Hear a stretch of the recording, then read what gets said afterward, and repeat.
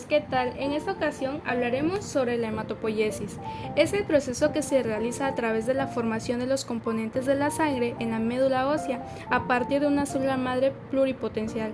Dicho esto, se originará a diferentes series celulares, eritrocitos, leucocitos y plaquetas. Para que esto ocurra deben pasar varios fenómenos que se inician a nivel unicelular con la autoduplicación, seguidos de una diferenciación y maduración, terminando la producción de células maduras que éstas serán liberadas al torrente sanguíneo. La hematopoiesis se encarga de mantener los diferentes tipos de células que hay en la sangre periférica. La hematopoiesis inicia en la tercera etapa del desarrollo embrionario. Durante la vida fetal ocurre en 3 fases para dar origen a la diferenciación de la médula ósea.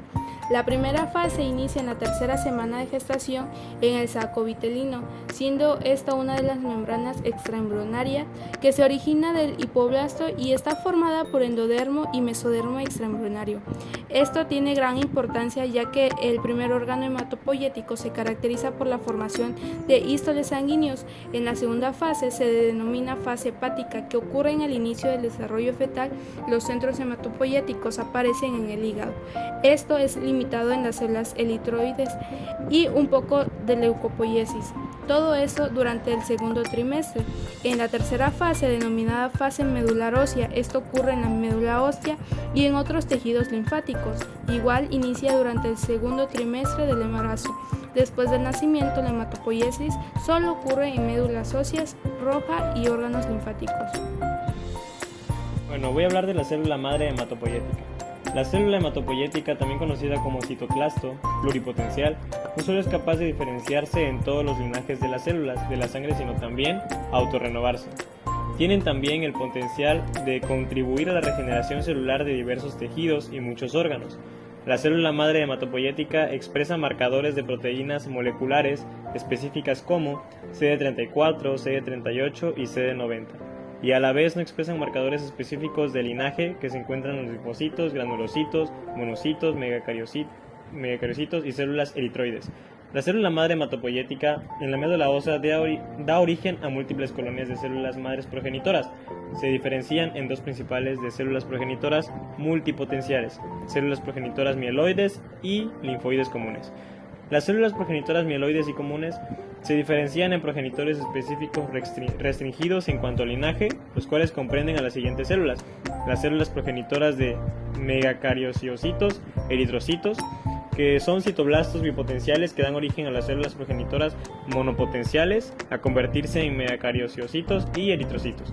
Producen linaje eritrocítico, o sea, trombopoiesis. Ahora, la eritropoiesis, como número 1, el proeritroblasto es la primera célula precursora de la eritropoiesis.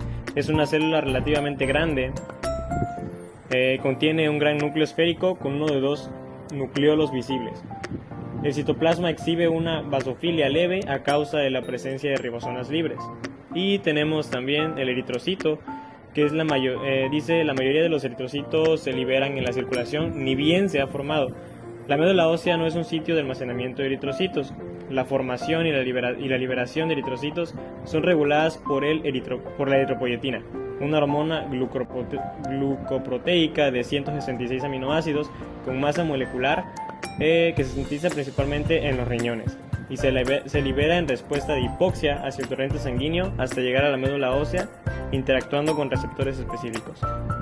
Y por último, la trombopoiesis, también conocida como plaquetas, a partir de las mismas células progenitoras mieloides comunes, bajo la influencia del factor estimulante de colonias de granulocitos macrófagos y la IL-3, se diferencia en una célula progenitora de megacariocitos eritrocitos. Formación de granulocitos. Se originan a partir de la célula progenitora mieloide común multipotencial específica y dan origen a los neutrófilos. El mieloblasto es la primera célula precursora de neutrófilo. Tiene un núcleo esfenoidal eucromático grande de 3 a 5 nucleolos y mide de 14 a 20 micrómetros de diámetro.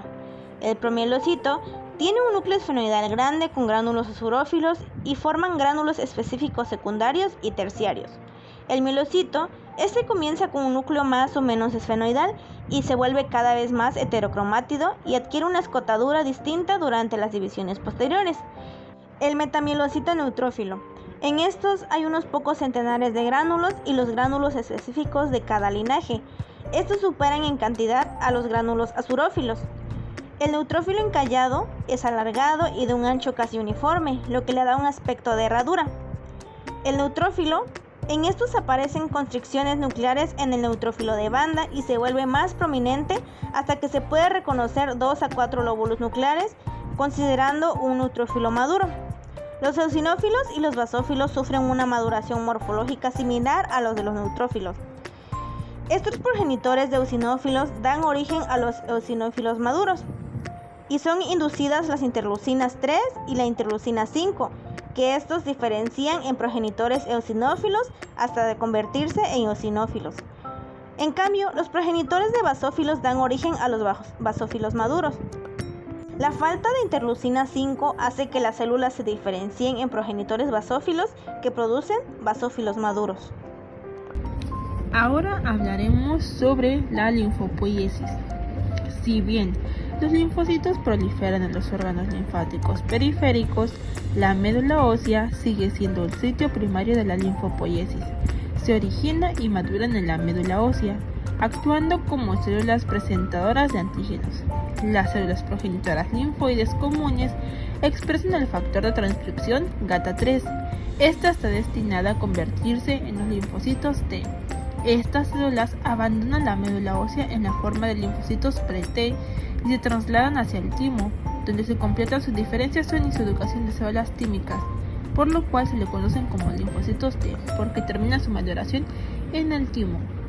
Una vez madurado el linfocito B competente, son liberadas a la circulación sanguínea y se agregan en los ganglios linfáticos y tejido linfoide del sistema respiratorio, gastrointestinal y en el vaso.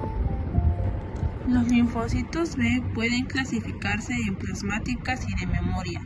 Hay 3 tipos de linfocitos T que son mediados por los marcadores de superficie, que son las células T citotóxicas, las células T helper y las células T reguladoras.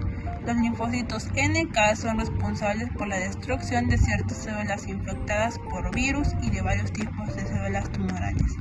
Las células NK también son conocidas como células natural killer. Se originan en los linfocitos B y T.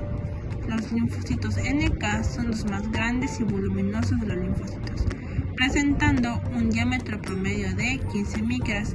Estas células suelen tener gránulos grandes en su citoplasma, los cuales se pueden apreciar fácilmente bajo el microscopio de luz, razón por la cual también se les conoce como linfocitos granulares grandes.